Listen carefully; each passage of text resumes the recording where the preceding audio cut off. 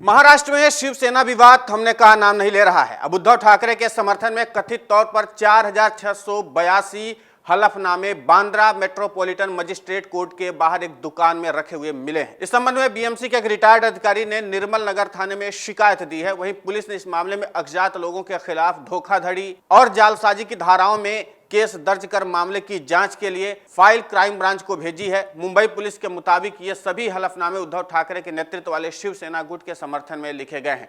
Police ने बताया कि बांद्रा मेट्रोपॉलिटन मजिस्ट्रेट के कोर्ट के बाहर एक दुकान में हलफनामों को देख करके बीएआरसी के रिटायर्ड अधिकारी संजय कदम ने निर्मल नगर पुलिस में शिकायत दी थी।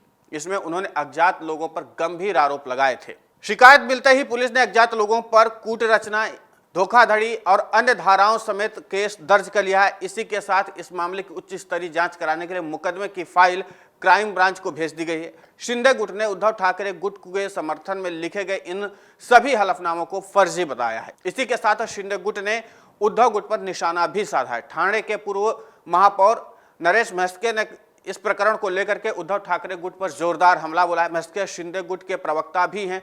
उन्होंने हलफनामे को उद्धव गुट की शातिर चाल बताया। उन्होंने इस संबंध में मुकदमा दर्ज होने पर पुलिस का आभार भी प्रकट किया। बता दें कि इस समय असली शिवसेना को लेकर के दोनों गुटों में विवाद चल रहा है। यह विवाद फिलहाल कोर्ट में है। दूसरी ओर हालात को देखते हुए चुनाव आयोग ने शिवसेना के चुनाव चिन्ह तीर कमान को जब्त कर लिया है। वहीं मूल शिवसेना से अलग हुए शिंदे गुट और ठाकरे गुट को दूसरा चुनाव चिन्ह चुनने का विकल्प दिया गया है। आशंका जताई जा रही कि ये सभी हलफनामे उद्धव ठाकरे गुट ने चुनाव आयोग में पेश करने के लिए तैयार कराए थे। इसके पीछे की मंशा थी कि चुनाव आयोग ठाकरे गुट की ही हो। इसके पीछे की मंशा थी कि चुनाव आयोग ठाकरे के गुट को ही असली शिवसेना माने। उधर चुनाव आयोग ने फैसले के खिलाफ उद्धव ठाकरे गुट ने दिल्ली हाई कोर्ट का रुख किया है।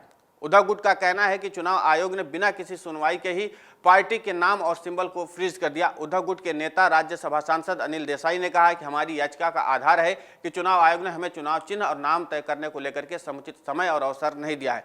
बता दें कि चुनाव आयोग ने शिवसेना के नाम और सिंबल को इस्तेमाल करने पर अगले आदेश तक रोक लगा दी। ये अंतरिम आदेश चुनाव आयोग की तरफ से दिया गया है। इस फैसले के बाद से उद्धव ठाकरे गुट और एकनाथ शिंदे गुट में से कोई भी फिलहाल इस चिन्ह का उपयोग नहीं कर सकेगा। इसके बाद चुनाव आयोग ने अंधेरी पूर्व में दोनों पक्षों को फ्री सिंबल्स में से अपनी अपनी प्राथमिकता बताने के लिए कहा है। पार्टी के भीतर चल रहे गुटबाजी पर एक अंतरिम आदेश में चुनाव आयोग ने कहा कि दोनों गुटों को ऐसे अलग अलग प्रतीक आवंटित किए जाएंगे। वे वर्तमान उपचुनावों के लिए चुनाव आयोग की ओर से अधिसूचित मुक्त प्रतीकों की सूची में इनमें से चिन्हों को चुन सकते हैं।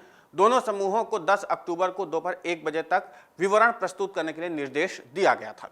शिवसेना के चुनाव चिन्ह धनुष बाण पर एकनाथ शिंदे गुट ने दावा किया था। शिंदे गुट ने यह निशान चुनाव में इस्तेमाल करने की इजाजत निर्वाचन आयोग से मांगी थी। इस पर आयोग ने शिवसेना के उद्धव ठाकरे गुट से जवाब मांगा था। देर शाम को चुनाव आयोग ने आदेश जारी किया कि शिंदे और उद्धव दोनों गुट को शिवसेना के तीर कमान वाले सिंबल का प्रयोग करने की रोक है। अब कुल मिलाकर के उद्धव ठाकरे के पास कुछ ही कानूनी दांव पेच बचे हैं और उसी के आधार पर उद्धव ठाकरे अपनी जोर आजमाइश कर रहे हैं। लेकिन उधर शिंदे गुट उद्धव ठाकरे की मुश्किलें बढ़ाने में कोई कोर कसर नहीं छोड़ा। अब यह लड़ाई कहां जाकर के खत्म होगी ये कह पाना मुश्किल है, क्योंकि दोनों तरफ से तलवारें खिंच चुकी हैं और दोनों ही एक दूसरे के ऊपर कानूनी दांव पेच आजमा रहे हैं। लेकिन फिलहाल जिस तरीके से इस दांव पेच की पूरी खेल चल रही है और पूरे खेल के बीच में जो रणनीति बना रहे हैं उद्धव ठाकरे और एकनाथ शिंदे, वो अपने आप में काफी कुछ कहने के लिए है। लेकिन महाराष्ट्र में अभी भी सिंबल और नाम को लेकर के लड़ाई जारी है।